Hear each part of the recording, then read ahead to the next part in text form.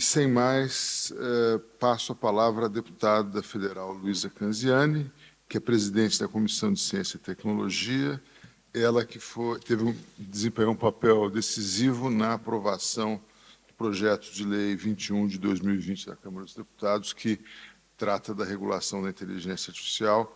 O substitutivo foi apresentado pela deputada que foi a mais jovem parlamentar da história do Parlamento brasileiro, eleita aos 21 anos, né, agora no segundo mandato. Com a palavra, deputada. Muito bom dia a todos. Uma alegria, um privilégio participar desse painel, fazer uma saudação muito especial a todas as mulheres que se fazem presentes em nome da doutora Laura e da doutora Vera, e pedir licença e cumprimentar as demais autoridades, lideranças, em nome do nosso competente ministro, Ricardo Vilas Boas Cuevas, e também em nome do nosso grande anfitrião, ministro Gilmar Mendes. Dizer que eu preparei a minha fala em 3 momentos. No primeiro momento, falar da tramitação dos projetos relacionados à inteligência artificial e suas perspectivas no Congresso Nacional. No segundo momento, falar dos desafios regulatórios. E, no terceiro momento, trazer uma reflexão para além da aprovação de uma lei. Partindo, então, da tramitação dessa matéria no Congresso Nacional, na minha visão, é muito importante que a gente parta da premissa de que o Parlamento é um grande ator para definirmos o grau de inovação de um país. Portanto, baseado na atividade legislativa que haverá de ser implementada, inclusive impulsionando as políticas públicas num país, é que, na minha visão, nós saberemos se um país é mais ou menos inovador. E, na minha visão, um país de mais ou menos oportunidades. Porque eu acredito que a inovação seja um grande instrumento de transformação social, político e econômico. E falando da inteligência artificial, é falar de um tema, especificamente no Congresso Nacional, recente. Os projetos relacionados à matéria surgiram há mais ou menos 3 anos. E, desde o início dessa discussão, houve grandes mudanças. Para vocês terem uma ideia, quando nós aprovamos um projeto lá na Câmara Federal, nós não contávamos com a inteligência artificial generativa. E, na minha visão, a inteligência artificial generativa ela democratizou a discussão relacionada à inteligência artificial. Então, quando o cidadão buscava uma rota para uma viagem, de fato, ele estava experimentando a inteligência artificial, mas ele não tinha percepção de que, de fato, ele estava fazendo uso dessa tecnologia. Com o advento, então, da inteligência artificial generativa, essa discussão, na minha visão, se materializou, ficou mais clara, não só para o cidadão, mas também para os parlamentares, para os congressistas, para os deputados e senadores. E, portanto, essa discussão no Congresso Nacional, ela passou a ser mais recorrente e a necessidade também de regulamentação passou a ser discutida. Não poderia deixar de cumprimentar a Comissão de Juristas do Senado Federal pelo brilhante trabalho desenvolvido, pelo aprofundamento, inclusive, das discussões que foram travadas através do trabalho da Comissão de Juristas, de aprimoramentos, inclusive, de determinados pontos do projeto que tramitava na Câmara Federal. E, na minha visão, para encerrar essa é a minha perspectiva em relação à tramitação no Congresso Nacional das matérias relacionadas à inteligência artificial, seria muito importante que nós criássemos uma comissão especial mista entre deputados e senadores para que pudéssemos deliberar a respeito dessa temática, nos aprofundarmos e chegarmos numa construção de consensos em torno da regulamentação dessa matéria. Passando, então, para os desafios regulatórios, na minha visão, falar da inteligência artificial e falar de toda a tecnologia é falar de algo que carrega oportunidades, mas também, obviamente, que carrega riscos. E, na minha visão, o grande receio que todos nós devemos nos atentar é no sentido de, obviamente, haver a perda de direitos humanos individuais e coletivos que coloquem em risco a vida e a integridade física e moral e a dignidade das pessoas.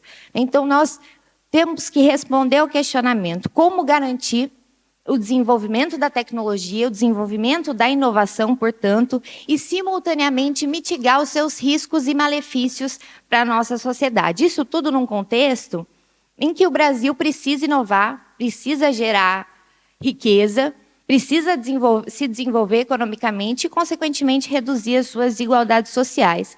E aí, nos projetos que a gente acompanha, não só no Brasil, mas também no mundo, há 2 discussões muito claras que nós percebemos. A questão do alcance da lei e também a questão da escolha do modelo regulatório.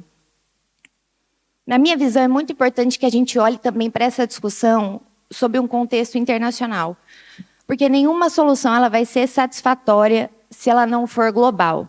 E nós temos movimentos internacionais, inclusive nesse sentido, e cases que já nos orientaram, como, por exemplo, a questão da engenharia genética e da segurança nuclear. Então, nós já temos experiências internacionais dessa união de esforços globais para que a gente possa chegar a diretrizes e parâmetros éticos relacionados a determinada matéria. Nós temos até um movimento hoje que está ocorrendo entre a União Europeia e os Estados Unidos. Nós temos também a OCDE, a Unesco, Global Partnership for AI também se movimentando nesse sentido para que todos juntos possamos criar uma convergência internacional em relação a essa temática. E, na minha visão, também não adianta a gente se inspirar nas regulações mundo afora, se nós também não transpormos para a nossa realidade as políticas públicas relacionadas à inclusão digital que os países fizeram e tiveram êxito.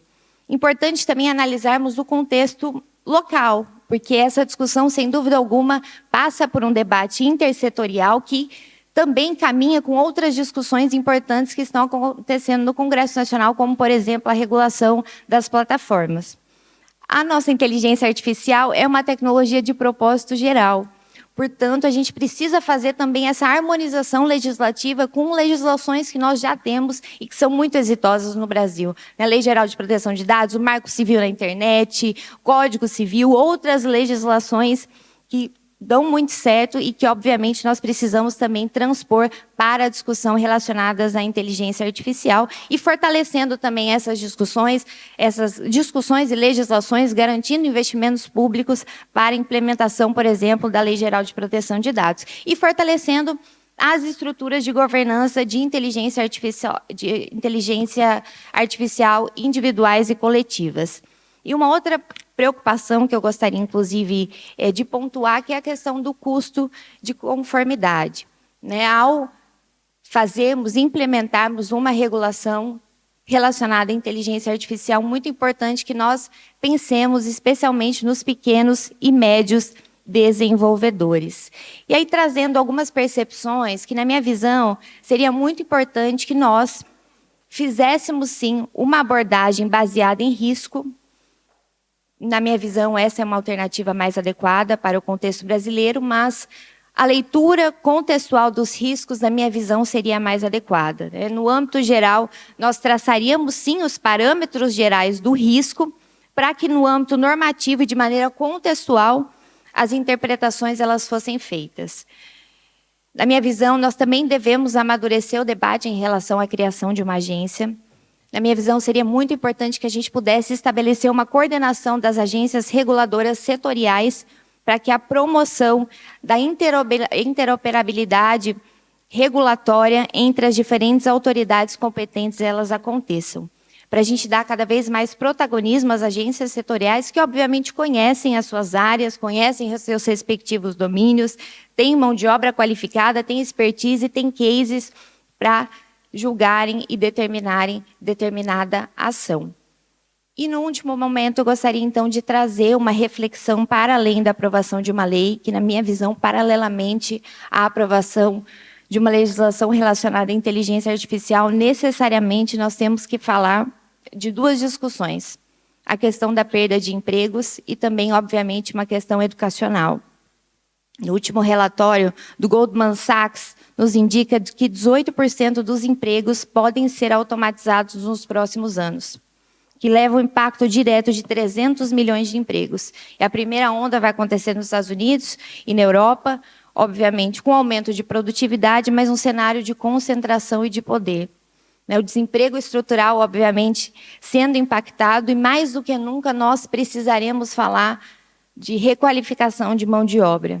Usar a tecnologia, obviamente, para complementar as nossas ações, as nossas limitações, porque há um cenário, sim, de oportunidades. Eu confesso a vocês que uma das minhas reuniões que mais me impactou, inclusive, foi no meu primeiro mandato, foi uma reunião que nós tivemos com o CEO da Tata, da América Latina. E ele, nessa reunião, nos pedindo, nos implorando praticamente para que nós pudéssemos oferecer as condições, especialmente na minha cidade, que é a cidade de Londrina, onde a Tata tem uma sede, a Tata, que hoje é a maior empresa de tecnologia da informação do mundo, nos pedindo ajuda para que a gente pudesse formar cada vez mais mão de obra qualificada em torno da área da tecnologia da informação, né? Dados da Brascom nos demonstram que, no ritmo que nós estamos, nós teremos a necessidade de formar mais de 100 mil profissionais por ano em relação a essa temática da tecnologia da informação e da comunicação. Então, é um cenário que também nos traz oportunidades, né? E Kai-Fu Lee nos diz que, muito mais do que falarmos da perda de empregos, nós temos que falar da perda de significado. E, por fim, fazendo um paralelo também com essa discussão relacionada à educação, nós passamos por um desafio na educação brasileira, que foi o desafio da universalização, que todas as nossas crianças e jovens efetivamente estivessem na escola. E depois nos deparamos com 2 outros grandes desafios. O desafio da aprendizagem e o desafio da desigualdade educacional. Que as nossas crianças e jovens não só estivessem na escola, mas aprendessem adequadamente. E que a gente pudesse também reduzir as nossas desigualdades educacionais entre rede pública e entre rede privada, entre diferentes estados, entre as diferentes condições socioeconômicas no Brasil. E nós temos que pensar nesse contexto com o advento de uma pandemia e, mais do que nunca, com a inovação, com a tecnologia em que nós teremos que formar as nossas crianças e os nossos jovens para competências e habilidades que nos fazem essencialmente humanos. Então, nós temos, paralelamente à discussão da regulação de inteligência artificial, que fazer uma discussão muito profunda, educacional, em relação, obviamente, à perda de empregos e ao letramento digital, que inclui também, professora Laura, uma discussão ética em torno da tecnologia e que precisa começar desde cedo, que passa também por uma formação inicial e continuada dos nossos professores. E, para encerrar, a Kai-Fu Lee diz que nos próximos 15, 20 anos nós teremos que partir para a estratégia dos 3 R's, reaprender, recalibrar e renascer. E eu confesso que estou muito entusiasmada para entrar nesse processo de reaprendermos, nos recalibrarmos e renascermos para essa era inovadora, mas que, sem dúvida alguma, carrega muitas oportunidades e, obviamente, que nós sempre possamos zelar pelos princípios que nos orientam no nosso Estado Democrático de Direito e que possamos cuidar daquele que é o bem mais precioso das nossas cidades, do nosso Estado e do nosso país, que são os cidadãos brasileiros. Muito obrigada.